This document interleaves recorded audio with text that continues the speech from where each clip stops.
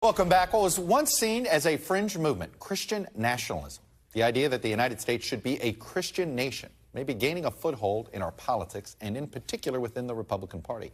According to a recent PRRI poll, 10% of Americans view themselves as adherents of Christian nationalism. 19% of Americans said while they don't completely agree, they were sympathetic to the views of Christian nationalists. Last week in an op-ed in the New York Times, Susan Stubson, a member of the Wyoming Republican Party, warned about how Christian nationalism, quote, hijacked her state.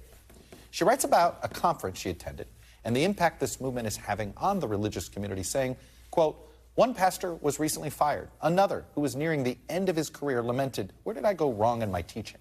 Am I complicit in this movement? Have I created this monster? I have failed my flock. Joining me now is the author of that op-ed, Susan Stubson. Ms. Stubson, thanks for coming on the show. Thank you. It's good to be here. Let me start with what you write about here. And I guess sort of as you've been exploring this problem, what do you think the best way is to disaggregate Christianity and the Republican Party right now? Well, an emphasis on the separation of church and state would be a good start. That, of course, is not to say that our faith should inform our decision making. I want my political leaders to rely on whatever moral pull that they have. So I think that there certainly is some wiggle room for the separation of the church and state.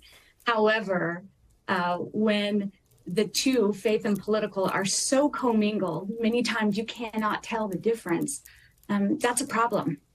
So about 3 or 4 years ago, we did a special, Meet the Press Report special, on the rise of Christian nationalism and these sort of Trump churches, if you will, where literally and you talk about this, how sermons have been merged. You're not sure, am I listening to a sermon or a stump speech? And it was really prevalent in some places like Idaho and in Tennessee. But we were still calling it a fringe movement. And still in there, is it still fringe? And would you call it a fringe movement in Wyoming? Well, I can't say. I certainly can only speak from my personal experience. It's clear to me that the faith and political world are, in many ways, unrecognizable and so wholly commingled that it makes for bad church and bad law. I really saw this, I think many of us did, during the pandemic with the issue of masks. Right. In a faith community, you would expect your fellow Christians to place yourself last. Right. Rather, what we saw was more of a movement toward me first, my rights first. That was a sea change in the faith community. I want to play something that Governor Ron DeSantis said to CPAC last year because, frankly, this quote suddenly rang very familiar to what you were warning about. Take a listen to what he said, and I'm curious of your response. We're going to lead the charge here in Florida, but we need people all over the country to be willing to put on that full armor of God, to stand firm against the left's schemes. You'll be met with flaming arrows, but the shield of faith will stop them. You will emerge victorious.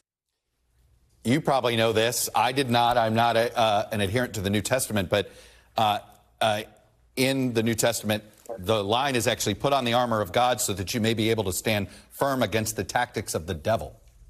So in here, he just changed the words left and devil. That looks, right. That sounds like what you're warning about that happened in Wyoming.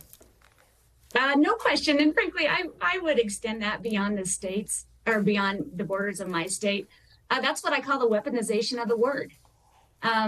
It's in many ways, particularly for a faith community, of which I'm a part of, it's kind of low-hanging fruit. You're speaking a language that we understand, translating it to a secular issue, secular policies. That's concerning, and it's fear-driven. I have family that have had their churches so divided they've left.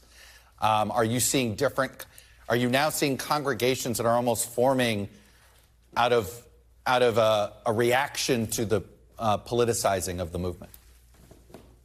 Well, it's certainly been disorienting. I'll speak for myself, and many of my friends.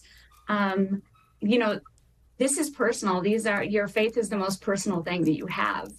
And when you find your community reflecting fundamental principles that you don't believe in, you bet there's been an exodus. I've seen the same thing, frankly, in the Republican Party. So many friends say, boy, this is not the Republican Party that I understand. This is not a reflection of those fundamental Republican values. I see it in both communities. What are you going to do as a voter? I mean, I say this, and it's none of my business, but you seem like somebody, I think you're personally conservative. It sounds like you'd like a right of center choice here. It doesn't sound like you're happy with what choices you're going to end up having in Wyoming.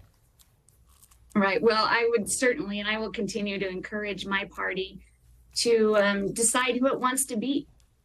Whether we're okay with disenfranchising a large segment of the population or being okay with like-minded people who dissent civilly and respectfully. Yeah. Disagreeing without being disagreeable, it seems you'd think that the first place you could teach that is at church. How novel, right? Yeah, especially at church. You would think that would be the place that it would be easiest to sell that message. Susan Stubson, it was a remarkable op-ed, and I encourage folks to please check it out for themselves. Thank you for coming on. Thanks for watching our YouTube channel. Follow today's top stories and breaking news by downloading the NBC News app.